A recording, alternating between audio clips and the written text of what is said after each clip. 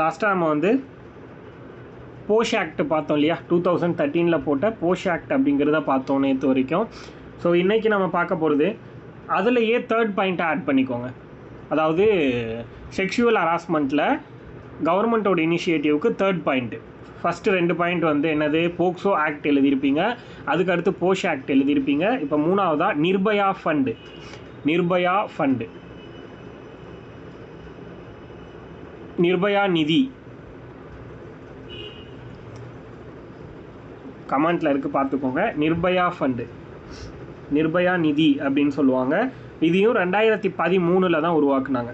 2013 நிர்பயா நிதி அப்படின்னு ஒன்று உருவாக்குனாங்க.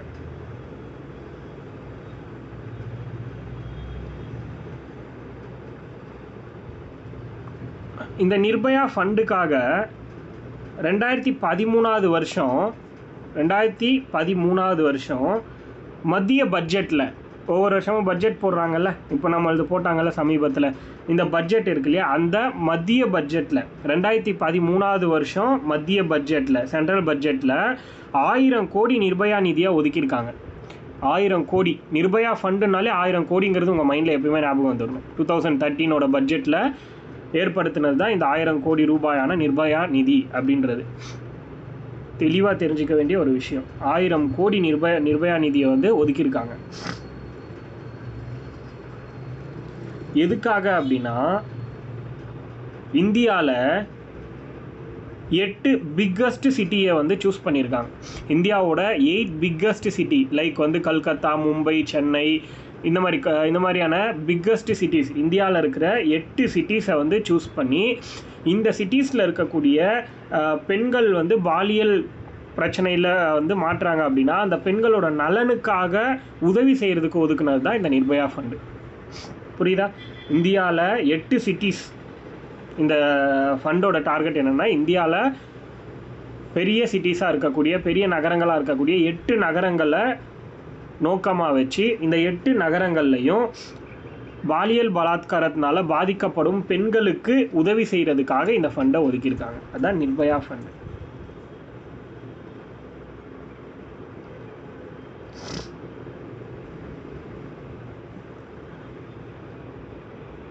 சும்மா ஒரு ஹிண்ட் மாதிரி எழுதிக்கோங்க, கண்டென்ட்டாலாம் எழுதிக்கிட்டு இருக்காதீங்க.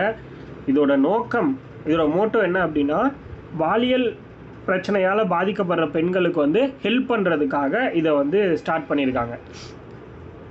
அவங்களுக்கு வந்து மெடிசினல் சப்போர்ட்டு ப்ளஸ் இது மாதிரியான விஷயங்கள் இதெல்லாம் கொடுக்கறதுக்காக ஸ்டார்ட் பண்ணியிருக்காங்க. இதை வந்து முக்கியமான 8 சிட்டிஸில் வந்து இதை இன்ட்ரொடியூஸ் பண்ணியிருக்காங்க.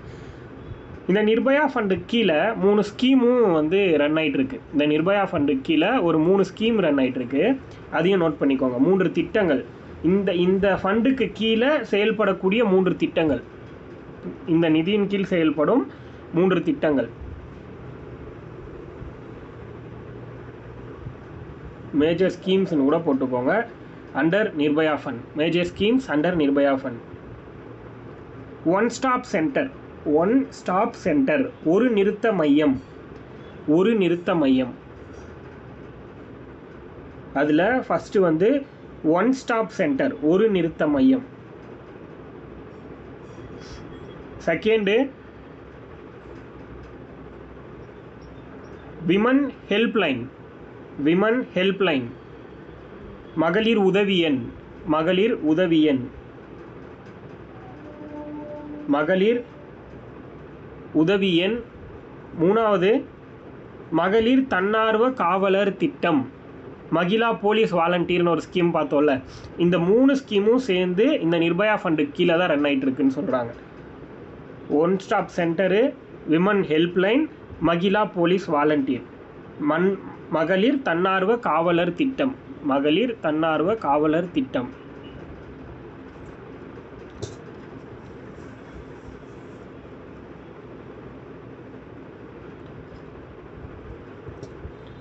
அடுத்தது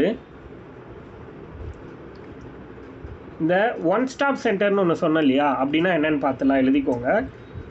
மற்ற ரெண்டும் நம்ம பார்த்துட்டோம். இந்த ஒன் ஸ்டாப் சென்டர் அப்படிங்கிறத எழுதிக்கோங்க. ஒரு நிறுத்த மையம், ஒரு நிறுத்த மையம், ஒன் ஸ்டாப் சென்டர்.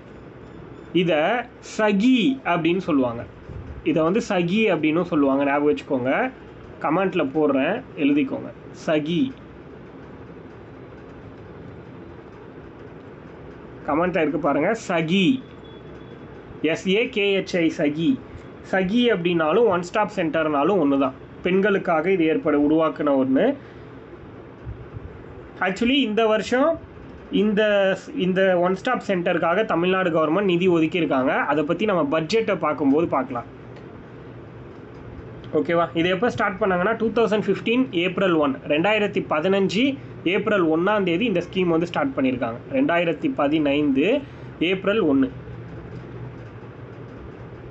இதை ஸ்டார்ட் பண்ண மினிஸ்ட்ரி, அமைச்சகம் யாருன்னா மத்திய பெண்கள் மற்றும் குழந்தைகள் மேம்பாட்டு அமைச்சகம், அதாவது women and child development ministry, இல்லை ministry of women and child development, இப்போ எப்படி வேணால் எழுதிக்கலாம் நீ. ஸோ ஸ்டார்ட் பண்ணது 2015 April 1. மினிஸ்ட்ரி வந்து அமைச்சகம் எது அப்படின்னா மத்திய பெண்கள் மற்றும் குழந்தைகள் மேம்பாட்டு அமைச்சகம். இது காமனாக நான் எல்லாத்துக்கும் இதான் வரும்னு சொல்லிட்டேன் இந்த விமன் எம்பவர்மெண்ட்டை பொறுத்த வரைக்கும்.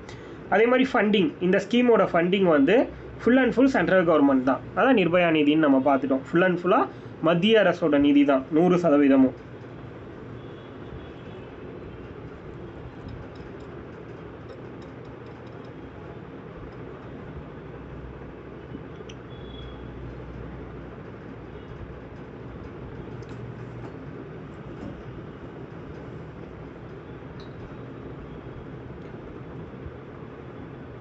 அதுக்கடுத்து இந்த ஸ்கீம் ஸ்டார்ட் பண்ணதுக்கான மெயின் ரீசன் என்ன அப்படின்னு பார்த்தீங்கன்னா, இப்போது காமனாக வெளியே பொது இடங்களில் இல்லை வந்து குடும்பத்தில், சொசைட்டியில், இதே மாதிரி ஒர்க் பண்ணுற இடத்துல, இந்த மாதிரி எங்கெல்லாம் பெண்களுக்கு பாதிப்பு ஏற்படுதோ அந்த இடங்கள்லேருந்து அந்த பெண்களை மீட்டெடுத்து அவங்களுக்கு உதவி பண்ணுறதுக்காக இந்த ஸ்கீம் வந்து ஸ்டார்ட் பண்ணியிருக்காங்க.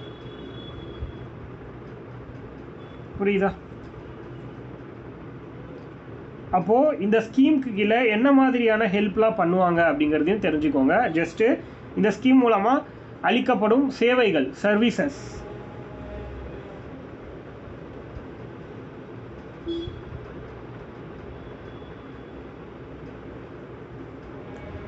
மருத்துவ உதவி, மனநல ஆலோசனை,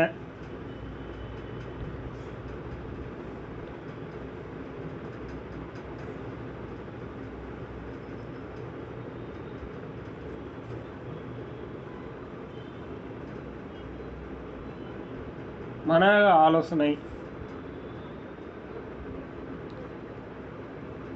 மென்டல் அட்வைஸா அந்த மாதிரி எழுதிக்கோங்க. அதுக்கடுத்து தற்காலிக தங்கும் வசதி, ரொம்ப முக்கியமானது இதுதான். இந்த ஸ்கீமுக்கு கீழே தற்காலிக தங்கும் வசதி ஏற்படுத்தி கொடுப்பாங்க. டெம்பரரி அக்காமடேஷன் பண்ணி கொடுப்பாங்கன்னு சொல்கிறாங்க.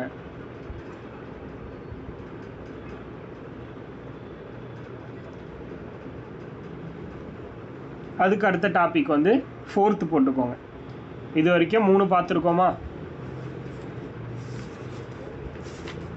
3 டாபிக் இது வரைக்கும் கம்ப்ளீட் பண்ணியிருக்கோம். மொத்தம் 7 இருக்குது. அந்த 7 பிரச்சனைகளில் 3 கம்ப்ளீட் பண்ணியிருக்கோம். என்னென்ன ஃபஸ்ட்டு அப்படின்னு பார்த்தீங்கன்னா,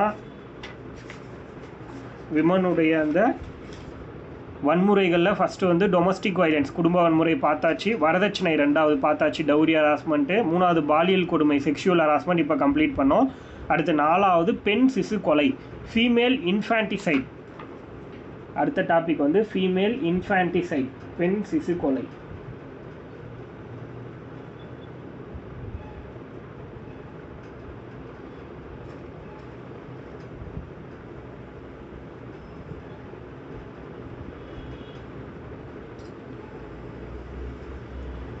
ஃபீமேல் இன்ஃபான்டிசைட், பெண் சிசு கொலை.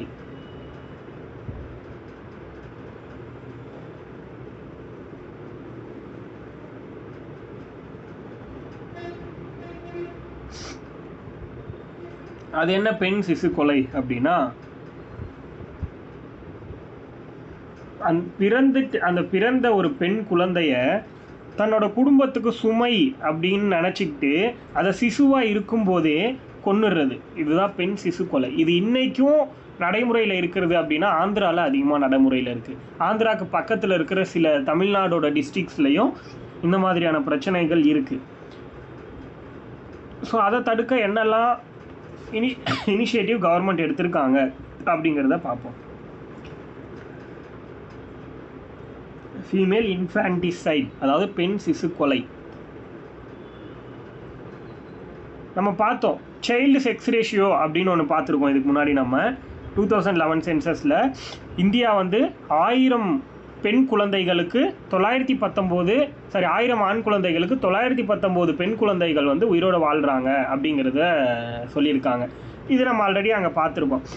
சரி, ஓகே, ஏன் வந்து ஃபீமேல் இன்ஃபான்டிசைட் அப்படிங்கிறது நடக்குது, பெண் சிசு கொலை ஏன் நடக்குது அப்படிங்கிறத சொல்கிறாங்க. ஃபஸ்ட்டு வந்து பாவர்ட்டி, வறுமை தான் முக்கிய காரணம்னு சொல்கிறாங்க. அதாவது வறுமையில் வாடக்கூடிய குடும்பம் என்ன பண்ணுறாங்க அப்படின்னா, பெண் குழந்தை பிறந்துச்சு அப்படின்னா இது வந்து வேலைக்கும் அனுப்ப முடியாது, ஃப்யூச்சரில் அது நம்ம வந்து நிறைய சொத்து சேர்த்து வச்சு அதுக்கு கொடுக்கணும், இந்த மாதிரிலாம் நினச்சிக்கிட்டு என்ன பண்ணுறாங்க, மூட நம்பிக்கையில் அந்த பொண்ணை பிறக்கும் போதே சிசுவாக இருக்கும் போதே கொண்டுடுறது. இன்னொன்று வரதட்சணை பிரச்சனை, அது கல்யாணம் பண்ணி கொடுக்கணுன்னா வரதட்சணை கொடுக்கணும், இல்லைனா கல்யாணம் பண்ணி போக மாட்டாங்க, அந்த மாதிரியான பிரச்சனைகளும் இருக்குது. எழுத்தறிவின்மை, அதே மாதிரி பெற்றோர் இதை வந்து இந்த மாதிரியான விஷயங்கள் பெண் சிசு கொலை அப்படிங்கிற விஷயத்த பண்ணுறவங்க யாருன்னா முக்கியமாக எழுத்தறிவில்லாத பேரண்ட்ஸ், அதாவது நோ லிட்ரஸி இருக்கக்கூடிய பேரண்ட்ஸ். அதுதான் ரொம்ப ரொம்ப மேஜர் பிரச்சனைங்க. அப்போது அந்த பேரண்ட்ஸ்க்கு வந்து படிப்பறிவு இருந்துருந்துச்சுன்னா இந்த தப்பை பண்ணியிருக்க மாட்டாங்க. ஸோ இதெல்லாம் இந்த ஃபீமேல் இன்ஃபான்டிசைட் நடக்கிறதுனால என்னெல்லாம் விளைவுகள் ஏற்படுது அப்படின்னா, ஜெண்டர் கேப் அப்படிங்கிறது ஒன்று க்ரியேட் ஆகுது. அதுவும் ரொம்ப அதிகமாகவே பாலின வேறுபாடு அதிகரிக்குது, ஆணாதிக்க சமூகம் வந்து உருவாகுது. ப்ளஸ் வந்து பார்த்திங்கன்னா எக்கானமியில் வந்து பின்னடைவு ஏற்படுது, பெண்களோட கல்வி அறிவுங்கிறது குறையுது. சரி, அப்போது இந்த பிரச்சனையை சால்வ் பண்ணுறதுக்கு இந்தியன் கவர்மெண்ட்டோட இனிஷியேட்டிவ் என்ன எழுதிக்கோங்க.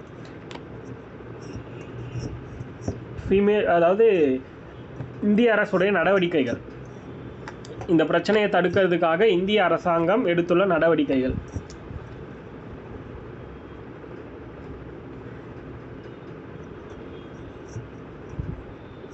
Government initiatives.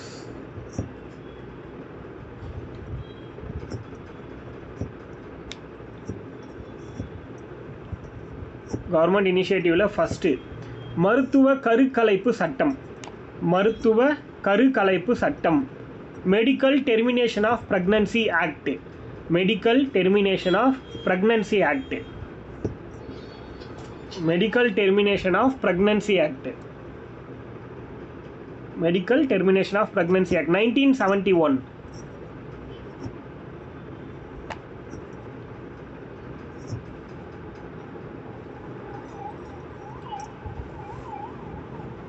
இந்த ஆக்டை பற்றி கேள்விப்பட்டிருப்பீங்கன்னு நினைக்கிறேன். மருத்துவ கருக்கலைப்பு சட்டம், அதாவது ஒரு பெண் வந்து சட்டத்துக்கு எதிராக ஒரு குழந்தையை வந்து குழந்தை கருவை வந்து கலைக்கக்கூடாது அப்படிங்கிறது தான் இந்த சட்டம். நீங்கள் எந்த ஹாஸ்பிட்டல் போனாலும் இதை முன்னாடியே எழுதி ஒட்டியிருப்பாங்க, பார்த்துருப்பீங்கன்னு நினைக்கிறேன்.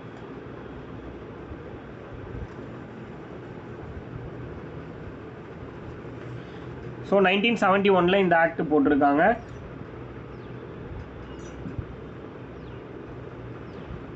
அதே மாதிரி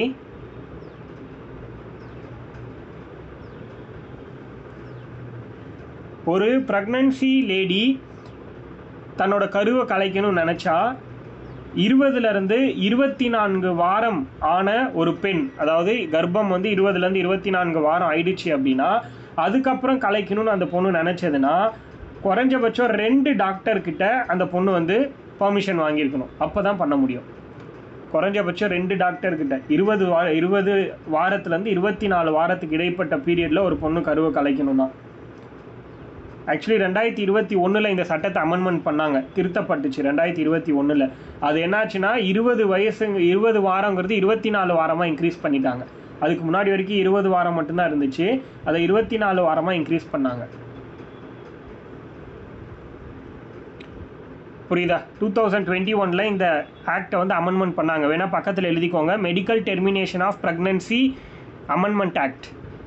ஃபஸ்ட்டு இந்த ஆக்ட் எழுதிக்கோங்க, medical termination of pregnancy amendment act. மருத்துவ கருக்கலைப்பு சட்டம் திருத்த சட்டம்னு போட்டுக்கோங்க. அடுத்தது மருத்துவ கருக்கலைப்பு திருத்த சட்டம். இந்த சட்டத்தையே திருத்தியிருக்காங்க, அமெண்ட்மெண்ட் பண்ணியிருக்காங்க. 2021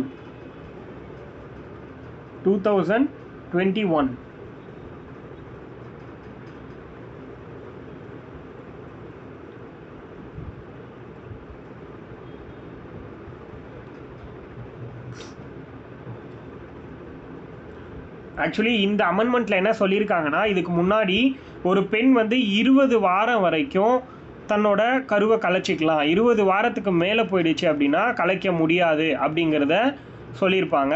இந்த 2021 அமெண்ட்மெண்ட்டில் என்ன சொன்னாங்கன்னா, 20 வாரங்கிறது 24 வாரம் வரைக்கும் எக்ஸ்டெண்ட் பண்ணிட்டாங்க. புரியுதா? அப்போ 24 வாரம் வரைக்கும் ஒரு பெண் வந்து தன்னோட கருவை கலைச்சிக்கலாம். அதாவது 6 மாதம் கர்ப்பமாகி 6 மாதம் வரைக்கும் அப்படிங்கிறது தான் அந்த 24 வாரம். அதுதான் ரொம்ப முக்கியம். 24 வீக்ஸ் வரைக்கும் அந்த பெண் வந்து கர்ப்பம் கலைச்சிக்கலாம்.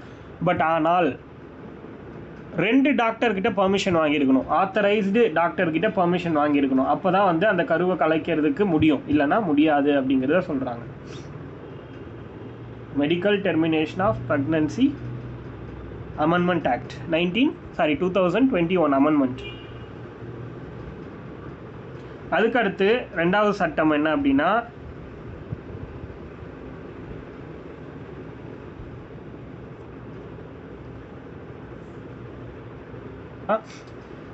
அடுத்தது வந்து பார்த்தீங்கன்னா, பிறப்புக்கு முன் பாலினம் கண்டறிதல் தடை சட்டம். பிறப்புக்கு முன், அதாவது பாலின தேர்வு தடை சட்டம் அப்படி எழுதிக்கோங்க. பாலின தேர்வு தடை சட்டம், பாலின தேர்வு தடை சட்டம். Pre conception and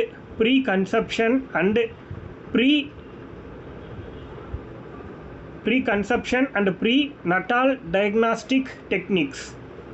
Pre-Conception and Pre-Natal Diagnostic Techniques Act 1994. பாலின தேர்வு தடை சட்டம் 1994. அதாவது ஒரு குழந்தைய வந்து கருவில் இருக்கும்போதே இது ஆண் குழந்தையா பெண் குழந்தையா அப்படின்னு சொல்லுவாங்கள்ல முன்னாடிலாம் டாக்டர்ஸு, அதுக்கு தடை போட்ட சட்டம் தான் இது. அப்படி சொல்லக்கூடாது அப்படின்னு சொல்கிறாங்க. ஏன்னா அப்படி பெண் குழந்தைன்னு சொன்னால் தானே அவங்க கலைக்கிறதுக்கு ஆசைப்படுவாங்க. ஸோ சொல்லலைன்னா அவங்களுக்கு தெரியவே தெரியாது இல்லையா? அப்போ ஏதோ ஒரு குழந்தையாக இருந்தாலும் பெற்றுக்கிட்டு தான் ஆகணும் அப்படிங்கிற ஒரு சுச்சுவேஷன் ஆகிடும். அதனால அதை பண்ணக்கூடாதுன்னு அதுக்கு ஒரு தடை போட்டு ஒரு சட்டமே கொண்டு வந்துட்டாங்க. ஸோ இந்த சட்டத்தை ஷார்ட்டாக என்ன சொல்கிறாங்கன்னா, PCPNDT, அதோட short form PCPNDT, pre conception and pre natal diagnostic techniques act அப்படின்னு சொல்லுவாங்க. பாலின தேர்வு தடை சட்டம். இன்கேஸ் ஒரு டாக்டர் இதை பண்ணாங்க அப்படின்னா அந்த டாக்டருக்கே தண்டனையை கொடுத்துருவாங்க. அதனால் எந்த ஒரு டாக்டரும் இதை வந்து செய்யவே மாட்டாங்க.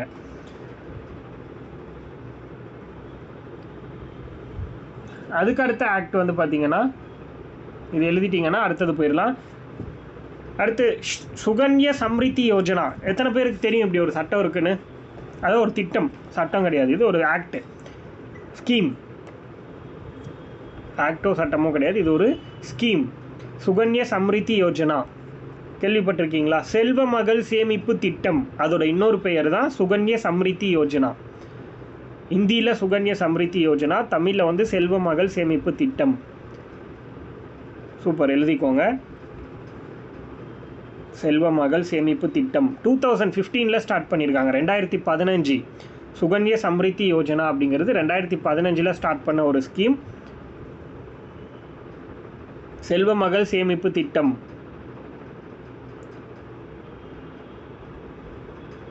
இது எப்போ ஸ்டார்ட் பண்ணுறாங்க அப்படின்னா, Jan 22, 2015, ஜனவரி 22, 2015. இந்த ஸ்கீமும் BBBன்னு நேற்று ஒன்று சொன்னேன் இல்லையா, அதுவும் ஒரே நாளில் ஸ்டார்ட் பண்ணது. அதனால் ஞாபகம் வச்சுக்கோங்க.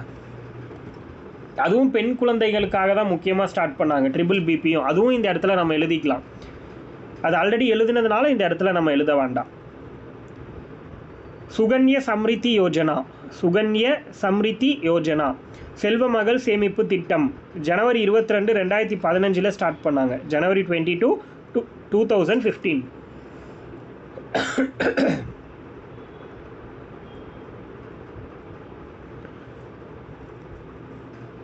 இதை வந்து ஃபஸ்ட்டு ஸ்டார்ட் பண்ணது ஹரியானா. இந்த ஸ்கீம் வந்து Jan 22, 2015 சொன்னோம் இல்லையா ஸ்டார்ட் பண்ணது. அது எங்கன்னா ஹரியானாவில் பானிபட் அப்படிங்கிற சிட்டியில், பானிபட்டுங்கிற ஒரு சிட்டியில் தான் ஸ்டார்ட் பண்ணியிருக்காங்க.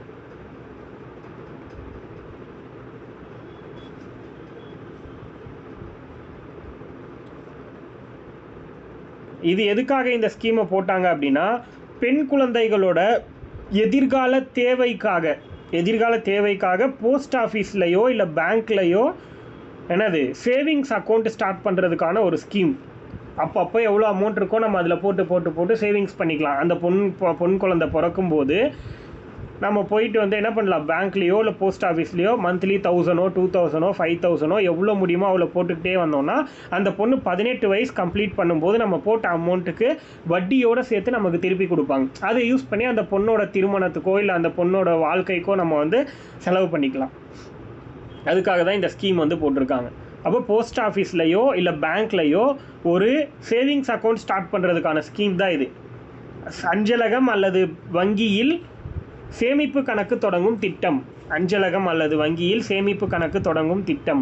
இதெல்லாம் நீங்கள் படிக்கணுன்ற விஷயம் கிடையாது. ஆக்சுவலி நாளைக்கு உங்களுக்கு ஒரு பெண் குழந்தை பிறக்க போகுது அப்படின்னா அந்த குழந்தைக்கு இப்படி ஒரு விஷயத்தை நீங்கள் ஸ்டார்ட் பண்ணி வைக்கணும், அந்த குழந்தையோட பேரில் ஒரு சேவிங் ஸ்டார்ட் பண்ணணும் அப்படிங்கிறதுக்காக நீங்கள் இதை தெரிஞ்சுக்கணும், சும்மா கிடையாது. நம்ம சொல்கிற ஒவ்வொரு விஷயமே நீங்கள் போனால் ஒவ்வொரு ப்ரைவேட் ஹாஸ்பிட்டல் கவர்மெண்ட் ஹாஸ்பிட்டல்லையும் எழுதி ஒட்டியிருப்பாங்க. இந்த க்ரீன் கலர் போர்டில் இருக்கும் பிரிண்டட். அதெல்லாம் பார்த்தீங்கன்னா தெரியும். சும்மா ஹாஸ்பிட்டலில் போயிட்டு நோயை மட்டும் சரி பண்ணிட்டு வந்துடாதீங்க. இதெல்லாம் படிங்க, ஹாஸ்பிட்டலில் என்ன எழுதி போட்டிருக்குங்கிறத.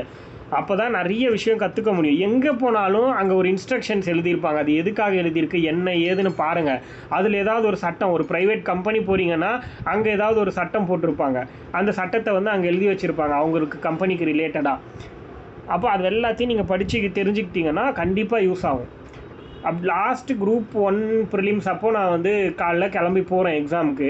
போகும்போது திடீர்னு என் கண்ணு முன்னாடி ஒரு கவர்மெண்ட் வெஹிக்கிள் ஒன்று நிற்கிது.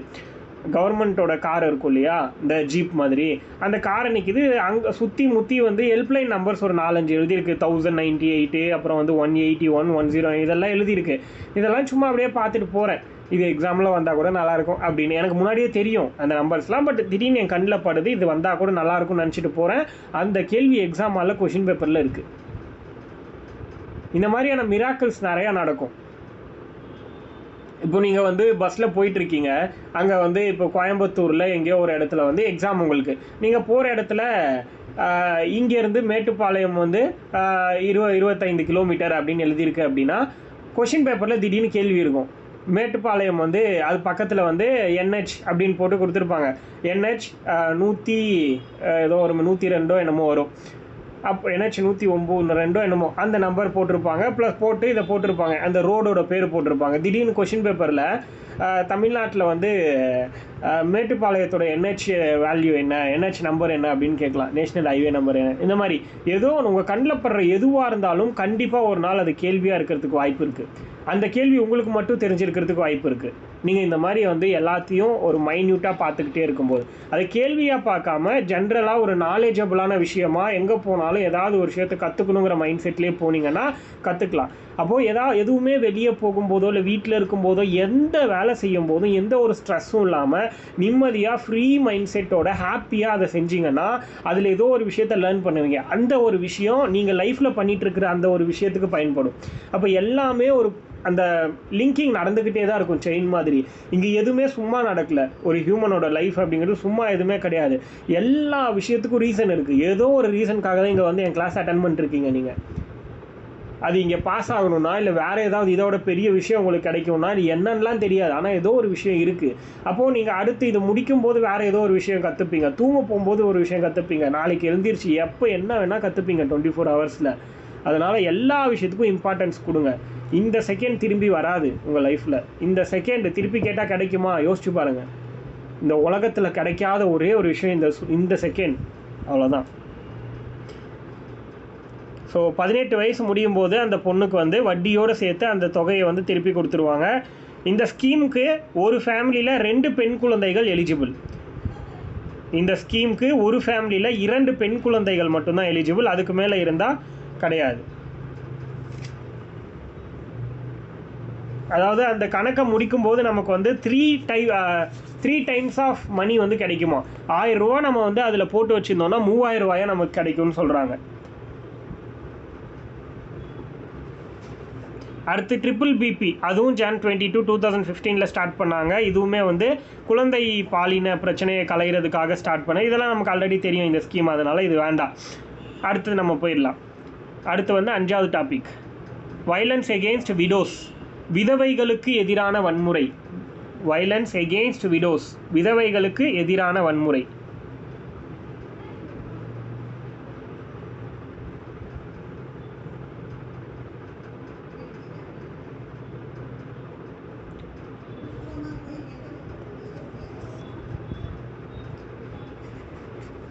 விதவைகளுக்கு எதிரான வன்முறை. இதில் என்ன சொல்கிறாங்க அப்படின்னா, விதவைகள் எந்த மாதிரியான வன்முறைகளை எதிர்கொள்கிறாங்கன்னா, உடல் ரீதியான துன்புறுத்தல், உணர்வு ரீதியான துன்புறுத்தல், வார்த்தைகளால் துன்புறுத்துறது, பாலியல் ரீதியாக சொத்து பிரச்சனை வர்றது, அவங்களோட குழந்தைங்களை துன்புறுத்துறது, இந்த மாதிரி நிறைய பிரச்சனை வருதுன்னு சொல்கிறாங்க.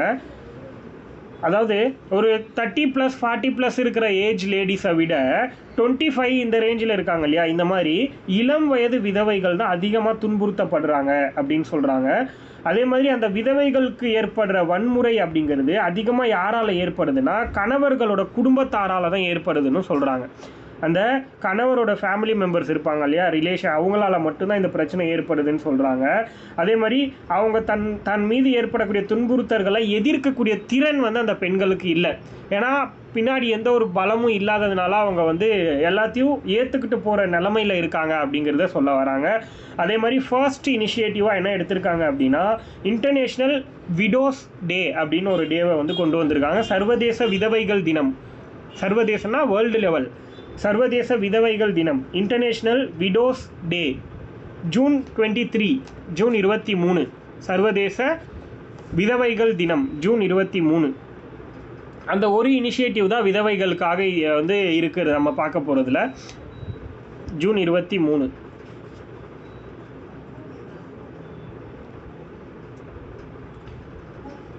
அதுக்கடுத்து வந்து ஆள்கடத்தல். 6வது டாபிக், ஆள்கடத்தல். இதில் நம்ம பார்க்குறதுக்கு எதுவும் கிடையாது. டிராஃபிக்கிங். ஆள்கடத்தல்னால் என்ன? ஒருத்தரை வந்து அந்த பர்சனுடைய அந்த இப்போ ஒரு குழந்தைய வந்து கடத்துகிறாங்க, இல்லை ஒரு பொண்ணை கடத்துகிறாங்கன்னா, அந்த கன்சர்ன் பர்சனோட அஃபிஷியலான பாதுகாவலர்னு ஒருத்தர் இருப்பார் இல்லையா, அம்மா அப்பா, அவங்களுக்கு தெரியாமல் சம்மதமே இல்லாமல் கடத்திட்டு போகிறது, அதுக்கு பேர் தான் வந்து டிராஃபிக்கிங், ஆள் கடத்தல் அப்படின்னு சொல்கிறாங்க. அதிகமாக இந்தியாவில் ஆள் கடத்தலுக்கு உள்ளாகக்கூடிய பாதிக்கப்படுறவங்க யார் அப்படின்னா 18லேருந்து 30 வயசுக்குள்ளே இருக்கிறவங்க தான் அப்படின்னு சொல்கிறாங்க. இந்த ஆள் கடத்தல் அப்படிங்கிற ஒரு விஷயத்துக்கு மெயின் ரீசனாக என்ன சொல்கிறாங்கன்னா, செக்ஷுவல் ரீசன்ஸும் மேரேஜ் தான். இது 2 விஷயந்தான் வந்து இதுக்கு ரீசன் அப்படிங்கிறத சொல்கிறாங்க. அதே மாதிரி இதில் ஈடுபடுறவங்க யார் அப்படின்னா, எந்த ஒரு கட்டுப்பாடும் இல்லாமல் வளரக்கூடிய பிள்ளைகள் தான் அதிகமாக கடத்துறதுக்கு காரணமாக இருக்காங்க அப்படின்னு சொல்கிறாங்க. வேறு ஒன்றும் கிடையாது. இந்த அளவுக்கு இதில் அவ்வளோதான். இதில் எதுவும் பெருசாக இன்ஃபர்மேஷன் கிடையாது. அதுக்கு அடுத்து வந்து ஆசிட் அட்டாக். இதுலேயும் நம்ம பார்க்குறதுக்கு இன்ஃபர்மேஷன் எதுவும் இல்லை, அதனால் இது எழுதணும்னு அவசியம் கிடையாது.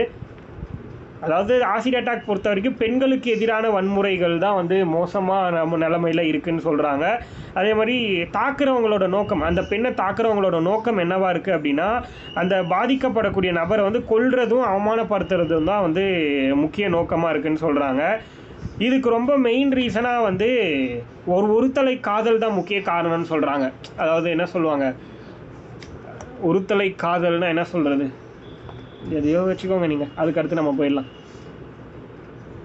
ஸோ ஓகே, இது வரைக்கும் நம்ம வந்து பெண்களுடைய ஹராஸ்மெண்ட் பற்றி பார்த்தோம். அதுக்கடுத்து இதுக்கு முன்னாடியே வந்து நம்ம என்ன பார்த்துட்டோம் அப்படின்னா, இந்தியாவில் விமன்ஸ்க்கு என்னென்னலாம் இனிஷியேட்டிவ் எடுத்திருக்காங்க, தொழில் சம்மந்தமாக ப்ளஸ் எஜுகேஷன் சம்மந்த மாதிரி ஒவ்வொன்றும் தனித்தனியாக பிரித்து நம்ம பார்த்துட்டோம். இப்போ நம்ம என்ன பார்க்குறோம்னா, இந்தியாவை தாண்டி தமிழ்நாட்டில் விமனுக்கு என்ன மாதிரியான அதிகாரங்கள் எல்லாம் கொடுத்துட்ருக்கோம் அப்படிங்கிறத நம்ம வந்து பார்க்குறோம். அடுத்தது விமன் எம்பவர்மெண்ட் இன் தமிழ்நாடு அப்படின்னு போட்டுக்கோங்க. அடுத்த டாபிக் விமன் எம்பவர்மெண்ட் இன் தமிழ்நாடு. தமிழ்நாட்டில் பெண்களுக்கான அதிகாரம். ரொம்ப ரொம்ப முக்கியமான நமக்கு ஸ்கீம் இது, அதனால தெளிவாக தெரிஞ்சுக்கோங்க. தமிழ்நாட்டில் பெண்கள் அதிகாரம். இதில் ஃபஸ்ட்டு நீங்கள் எழுத வேண்டியது தமிழ்நாடு மாநில பெண் குழந்தைகள் பாதுகாப்பு தினம். ஆல்ரெடி நான் சொல்லியிருப்பேன்னு நினைக்கிறேன் ஸ்டார்டிங்லேயே, February 24 ஜெயலலிதா அம்மாவோட பிறந்த நாள். எழுதியிருக்கீங்களா எல்லாருமே already? Tamil Nadu state girl child protection day. Okay, அப்போது February 24. அதுக்கடுத்து தமிழ்நாடு என்னெல்லாம் நடவடிக்கை எடுத்திருக்காங்க அப்படின்னா, first cradle baby scheme. Cradle baby scheme, தொட்டில் குழந்தை திட்டம். தொட்டில் குழந்தை திட்டம், கிராடில் பேபி ஸ்கீம். இதுதான் தமிழ்நாட்டில் பெண்களுக்காக எடுத்த ஃபர்ஸ்ட் இனிஷியேட்டிவ். நல்லா நோட் பண்ணிக்கோங்க. 1992 இந்த ஸ்கீம் ஸ்டார்ட் பண்ணியிருக்காங்க. தொட்டில் குழந்தை திட்டம், கிராடில் பேபி ஸ்கீம். 1992. 92ல் இதை எங்கே ஸ்டார்ட் பண்ணுறாங்கன்னா சேலம் மாவட்டத்தில் தான் இதை ஃபஸ்ட் டைம் ஸ்டார்ட் பண்ணுறாங்க. சேலம் மாவட்டம். இந்த ஸ்கீமை ஸ்டார்ட் பண்ணது யாருன்னா ஜெயலலிதா அம்மா தான். அவங்க தான் இந்த ஸ்கீம் வந்து அவங்க இருக்கும்போது தான் இதை வந்து ஃபஸ்ட்டு கொண்டு வந்தாங்க.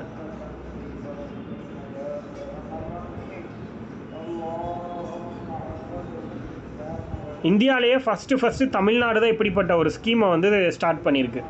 இந்தியாவிலேயே தமிழ்நாட்டில் தான் இந்த ஸ்கீமை வந்து ஸ்டார்ட் பண்ணியிருக்காங்க ஃபஸ்ட்டு. ஜஸ்ட் அதை தெரிஞ்சுக்கோங்க, எழுதலாம் வேண்டாம். 92ல் சேலம் டிஸ்ட்ரிக்டில் ஸ்டார்ட் பண்ணாங்கன்னு எழுதிக்கோங்க. இதோட மோட்டோ, இதோட இதை ஸ்டார்ட் பண்ணதுக்கான முக்கிய காரணம், நோக்கம் என்ன வேணால் எழுதிக்கலாம் நீங்கள். பெண் சிசுக்கள் கொல்லப்படுவதை தடுக்கிறது, பெண் சிசு கொலை தடுக்கிறது தான் இதோட மெயின் ரீசன். ஃபீமேல் இன்ஃபான்டிசைடு இருக்கு இல்லையா, அதை வந்து ஸ்டாப் பண்ணுறதுக்காக உருவாக்குனது தான் இந்த ஸ்கீம்.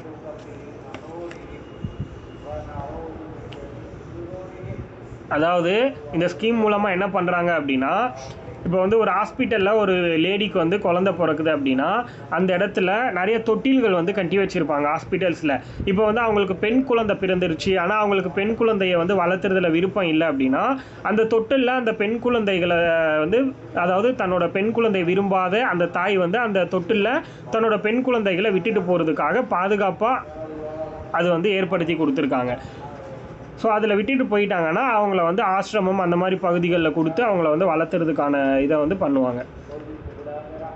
ஒரு குழந்தைய கொல்றது அப்படிங்கிற சுச்சுவேஷன்லேருந்து காப்பாற்றுறதுக்காக இப்படி ஒரு விஷயத்தை வந்து பண்ணியிருக்காங்க. இந்த ஸ்கீம் வந்து 92ல் சேலமில் மட்டும் ஸ்டார்ட் பண்ணாங்க. 2001ல் இதை வந்து எக்ஸ்டெண்ட் பண்ணியிருக்காங்க. எங்கே அப்படின்னா மதுரை, தேனி, திண்டுக்கல், தர்மபுரி 4 டிஸ்ட்ரிக்ட் 2001ல் எக்ஸ்டெண்ட் பண்ணியிருக்காங்க. மதுரை, தேனி 2001ல் எக்ஸ்டெண்ட் பண்ணது. மதுரை, தேனி, திண்டுக்கல், தர்மபுரி இந்த 4 டிஸ்ட்ரிக்ட் 2001ல் எக்ஸ்டெண்ட் பண்ணியிருக்காங்க. மதுரை, தேனி, திண்டுக்கல், தர்மபுரிங்கிற 4 டிஸ்ட்ரிக்ட் எக்ஸ்டெண்ட் பண்ணியிருக்காங்க. அடுத்து 2011ல் ஏன் அந்த 2001 அப்படின்னா 2001 பாப்புலேஷன் சென்சஸ் எடுத்திருப்பாங்க இல்லையா, அந்த பீரியடில் அந்த விமனுடைய கேர்ள் சைல்டோட பாப்புலேஷன் ரொம்ப கம்மியாக இருக்கிற டிஸ்ட்ரிக்டில் இதை வந்து கொண்டு வந்திருக்காங்க. 2001ல் மதுரை, தேனி, திண்டுக்கல், தர்மபுரி இந்த 4 டிஸ்ட்ரிக்ட்லேயுமே வந்து கேர்ள் சைல்டோட பாப்புலேஷன் கம்மியாக இருந்திருக்கு, அதனால் அங்கே ஸ்டார்ட் பண்ணியிருக்காங்க.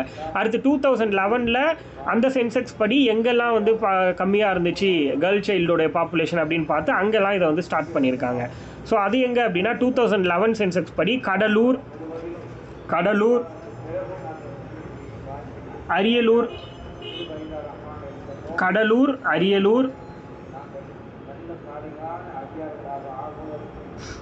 அரியலூர், பெரம்பலூர்,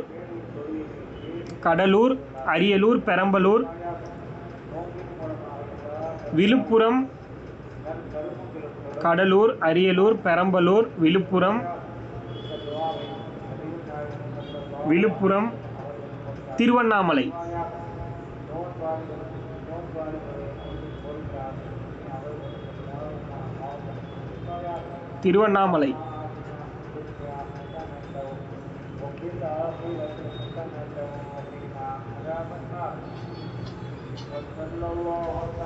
இதுதான் வந்து செகண்ட் டைம் எக்ஸ்டெண்ட் பண்ணது.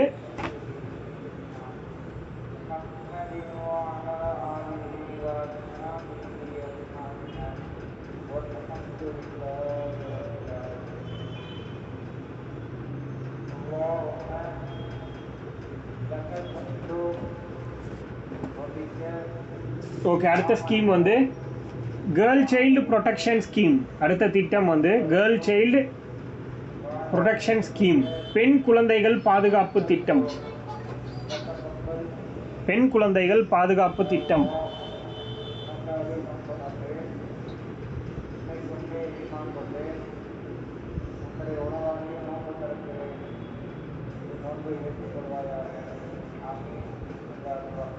பெண் குழந்தைகள் பாதுகாப்பு திட்டம் 92 கொண்டு வந்திருக்காங்க. ஜெயலலிதா அம்மாவே தான். முதலமைச்சரின் பெண் குழந்தைகள் பாதுகாப்பு திட்டம்னு சொல்லுவாங்க. இது ஆக்சுவலி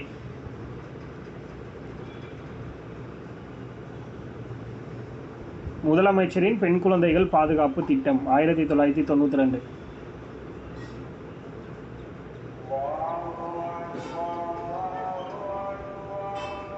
முதலமைச்சரோட பெண் குழந்தைகள் பாதுகாப்பு திட்டம், girl child protection scheme, CMs girl child protection scheme.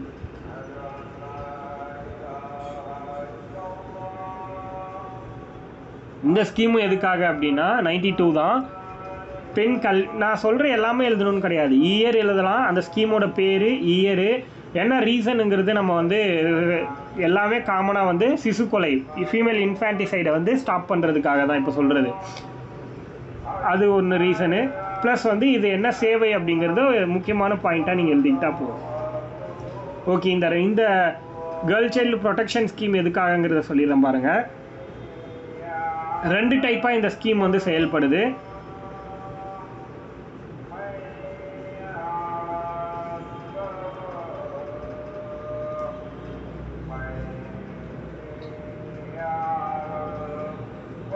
திட்டம் 1, அதாவது இதில் இந்த ஸ்கீமோட ப்ராஜெக்ட் 1 அண்ட் ப்ராஜெக்ட் 2ன்னு போட்டுக்கோங்க.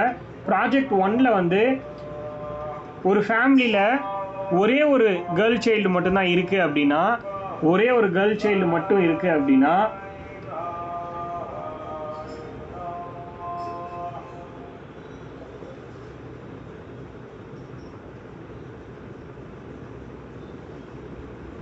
அந்த கேர்ள் சைல்டுக்கு 50,000 ரூபா வந்து ஃபிக்ஸ்டு டெபாசிட் பண்ணி கொடுக்குறாங்க.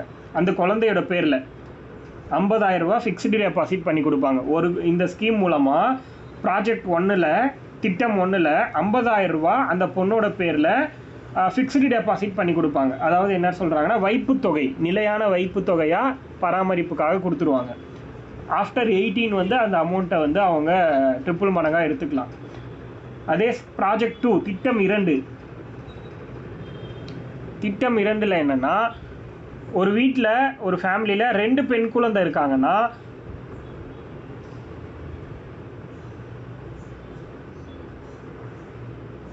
ரெண்டு பெண் குழந்தைகள் இருக்காங்கன்னா, ஒரு பெண் குழந்தையோட பேரில் 25,000, இன்னொரு பெண் குழந்தை பேரில் 25,000, மொத்தமாக 50,000 2 பேருக்கும் தனித்தனியாக 25,000 ஃபிக்ஸ்டு டெபாசிட் பண்ணி வைப்பாங்க.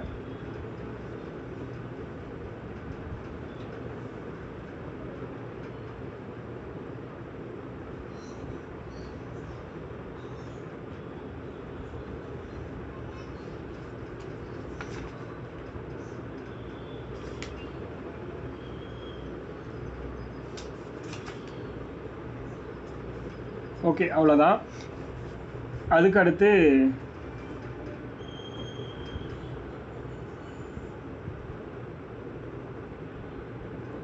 அடுத்த ஸ்கீம் போட்டுக்கோங்க.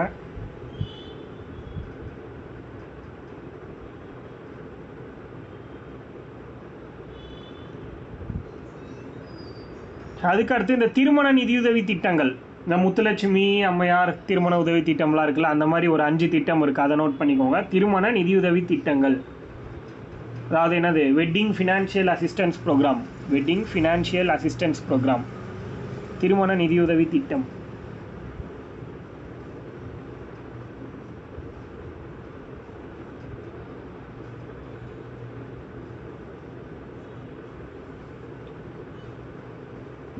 திருமண நிதியுதவி திட்டம்.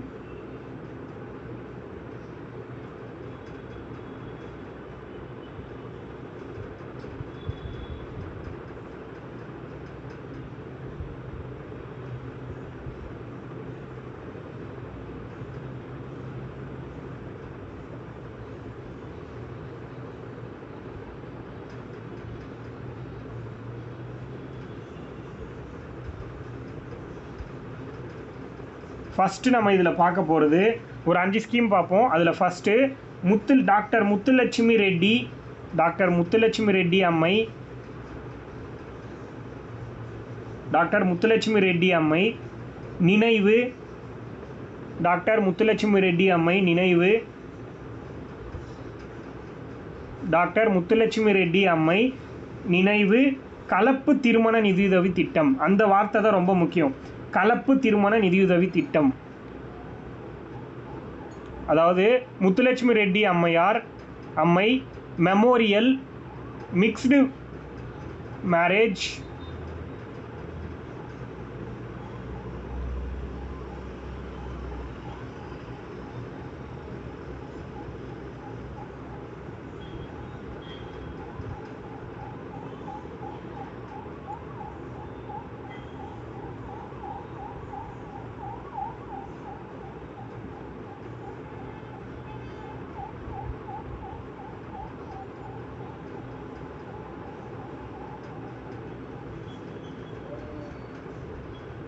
டாக்டர் முத்துலட்சுமி ரெட்டி அம்மை நினைவு, இங்கிலீஷில் அப்படியே எழுதிக்கோங்க, நினைவு டாக்டர் முத்துலட்சுமி ரெட்டி நினைவு intercaste marriage assistance scheme. Intercaste marriage assistance scheme launched in 1968. 1968 இந்த ஸ்கீம் போட்டாங்க. டாக்டர் முத்துலட்சுமி ரெட்டி அம்மை நினைவு intercaste marriage assistance scheme 1968 start பண்ணியிருக்காங்க. 1968 புரியுதா? இன்டர்காஸ்ட் மேரேஜுக்காக இந்த ஸ்கீமை வந்து ஸ்டார்ட் பண்ணியிருக்காங்க. அதுதான் ரொம்ப முக்கியமான கண்டென்ட்டு. சிங்கிள் லைனில் இந்த கேள்வியை வந்து கேட்கலாம்.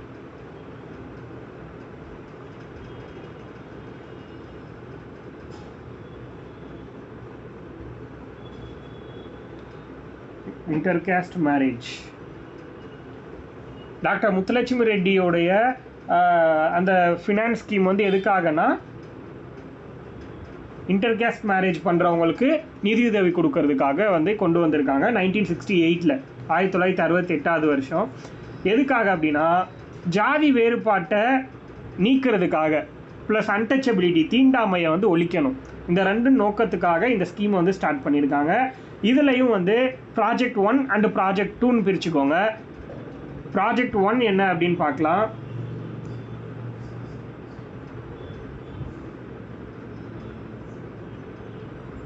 ப்ராஜெக்ட் 1ல என்ன சொல்கிறாங்க அப்படின்னா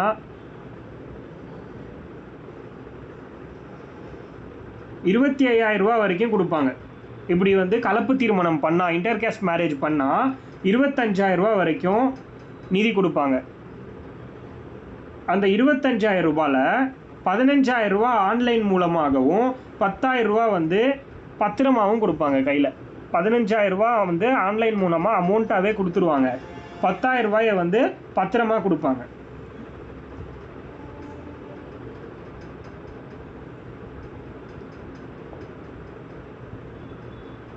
இந்த ப்ராஜெக்ட் திட்டம் 1 இருக்கு இல்லையா, இதில் இன்னொரு விஷயத்தை ஆட் பண்ணியிருக்காங்க. 2016 2016 கல்யாணம் பண்ணுறதுக்கு 1 சவரன் நகை சேர்த்து கொடுக்குறாங்க. 1 சவரன் நகையும் கொடுக்குறாங்க 2016 ப்ராஜெக்ட் 1. ஓகேவா? இந்த ஸ்கீமில் ப்ராஜெக்ட் 1க்கு எலிஜிபிலிட்டி யாரெல்லாம் அப்படிங்கிறத சொல்கிறேன், நோட் பண்ணிக்கோங்க. ப்ராஜெக்ட் 1க்கு எலிஜிபிலிட்டி, அதாவது பயன் பெறக்கூடிய நபர்கள். ப்ராஜெக்ட் 1க்கு வந்து பார்த்தீங்கன்னா கல்யாணம் பண்ணிக்க போகிற ஹஸ்பண்ட் ஆர் ஒய்ஃப் 2 பேரில் ஒருத்தர் ஆதி திராவிடராக இருக்கணும், அதாவது எஸ்சியாக இருக்கணும், ஷெட்யூல் கேஸ்ட்.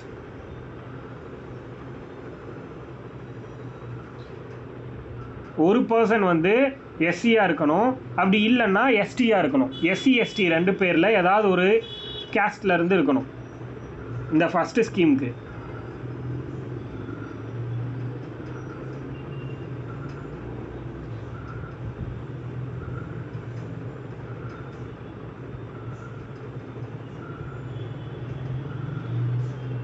ரெண்டாவது அடுத்து ப்ராஜெக்ட் 2.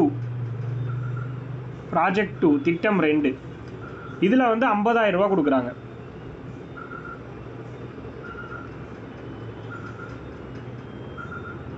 இதுலேயும் 2016 ஒரு பவுன் நகையும் சேர்த்து கொடுக்குறாங்க, 1 சவரன் நகை. இந்த அளவுக்கு தெரிஞ்சுக்கோங்க. இது அதில் யாரெல்லாம் எலிஜிபிள் அதெல்லாம் வேண்டாம்.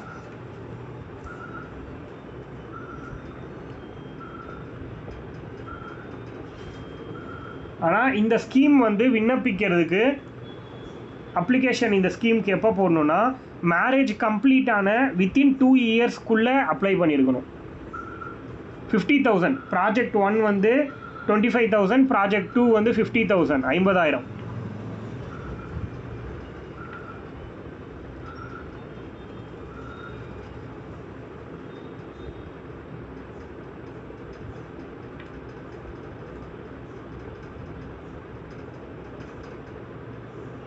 இது அப்ளை பண்ணுறது பார்த்தீங்கன்னா மேரேஜ் ஆகி வித்தின் 2 இயர்ஸ்க்குள்ளே அப்ளை பண்ணணும்.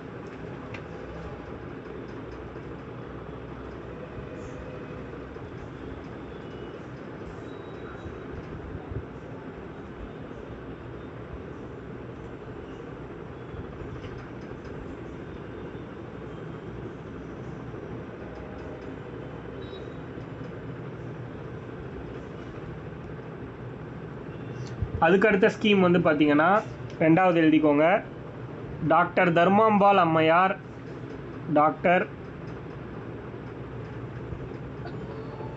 டாக்டர் தர்மாம்பாள் அம்மையார் நினைவு, டாக்டர் தர்மாம்பாள் அம்மையார் நினைவு விதவை, டாக்டர் தர்மாம்பாள் அம்மையார் நினைவு விதவை மறுமண நிதியுதவி திட்டம். டாக்டர் தர்மாம்பாள் அம்மையார் நினைவு விதவை மறுமண நிதியுதவி திட்டம், விதவைகளுக்காக கொண்டு வந்த திட்டம். டாக்டர் தர்மாம்பாள் அம்மையார் நினைவு விடோ ரீமேரேஜ் அசிஸ்டன்ஸ் ஸ்கீம்.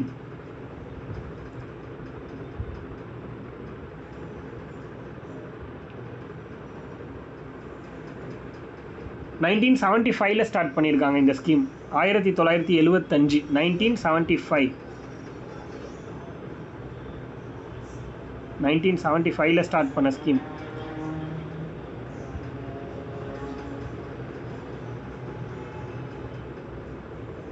இது எதுக்காகனா விடோ ரீமேரேஜை இன்க்ரீஸ் பண்ணுறதுக்காக இதை கொண்டு வந்திருக்காங்க.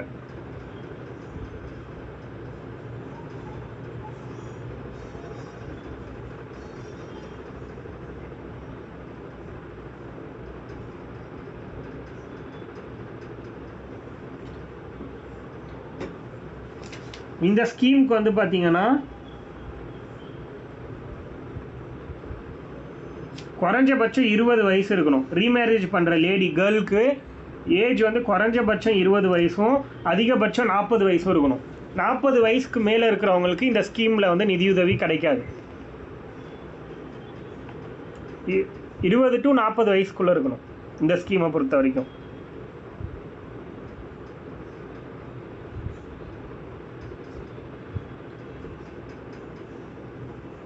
அதே மாதிரி இந்த ஸ்கீமுக்கு அப்ளை பண்ணோம் அப்படின்னா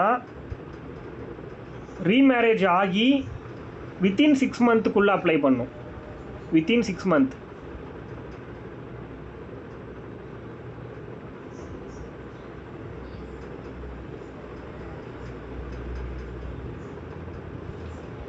within 6 months.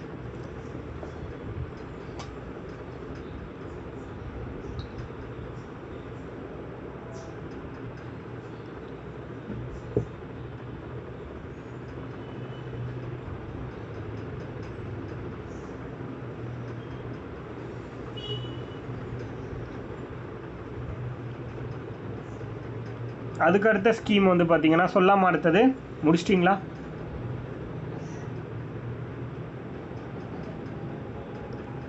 ஈவேரா மணியம்மையார். அடுத்த ஸ்கீம் ஈவேரா மணியம்மையார். சேம் அதே தான். 50,000 25,000 இப்போ அதெல்லாம் வேண்டாம். அவ்வளோ டீப்பாக நம்ம போக வேண்டாம். அந்தளவுக்குலாம் கேட்க மாட்டாங்க, அதனால் வேண்டாம். அது ரொம்ப டீப்னா மெயின்ஸ்க்கு தான் தேவைப்படும். ப்ரிலிம்ஸ்க்கு நம்ம எந்த வருஷம் ப்ளஸ் என்ன ஸ்கீம் யாரோடதுன்னு தெரிஞ்சுக்கணும். இப்போ முத்துலட்சுமி அம்மையார்னா கலப்பு திருமணம். அதுக்கடுத்து பார்த்திங்கன்னா இப்போ பார்த்தது என்னது தர்மாம்பாள் அப்படின்னா விதவை மறுமணம், அந்த கண்டென்ட் தெரியணும் உங்களுக்கு. இப்போ ஈவேரா சொல்கிறேன்னா அது விதவையுடைய மகள் திருமணம் அப்படிங்கிறது.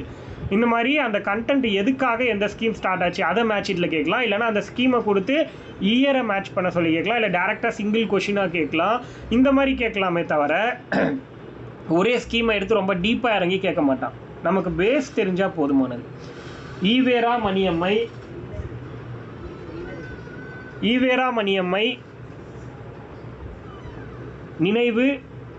நினைவு மேரேஜ் அசிஸ்டன்ஸ் ஸ்கீம். ஈவேரா அதாவது ஈவிஆர் மணியம்மையார் நினைவு marriage assistance scheme for daughters of poor widows. அதாவது தமிழில் ஈவேரா மணியம்மையார் நினைவு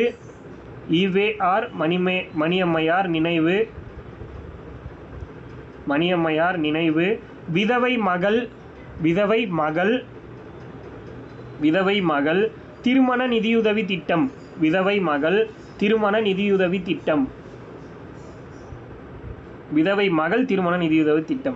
புரியுதா? இதுக்கு முன்னாடி தர்மாம்பாலோட ஸ்கீம் எதுக்காகனா விதவைகளுக்கு மறு திருமணத்துக்காக. ஆனால் ஈவேரா மணியம்மையாருங்கிறது விதவையோட மகளுக்கு திருமண நிதியுதவி திட்டம். புரியுதா ரெண்டுத்துக்கு உள்ள வித்தியாசம்? அதுதான், அது தெளிவாக புரிஞ்சுக்கோங்க.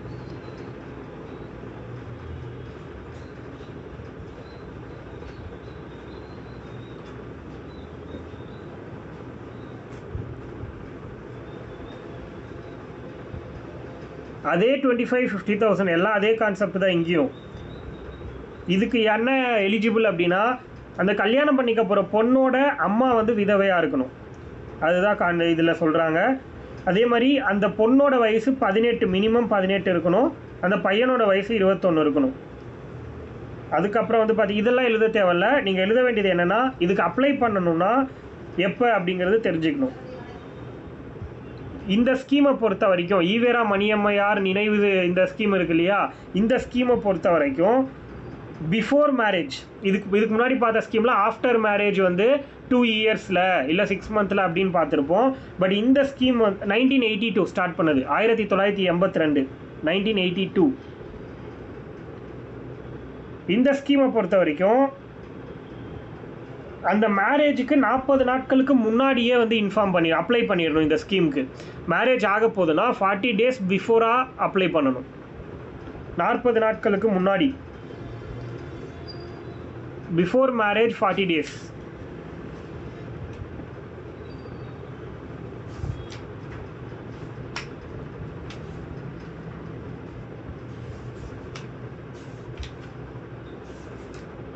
இது வரைக்கும் எழுதிக்கோங்க பர்ஃபெக்டாக. அவ்வளோதான். இது இன்னும் கொஞ்சம் தான் இருக்குது.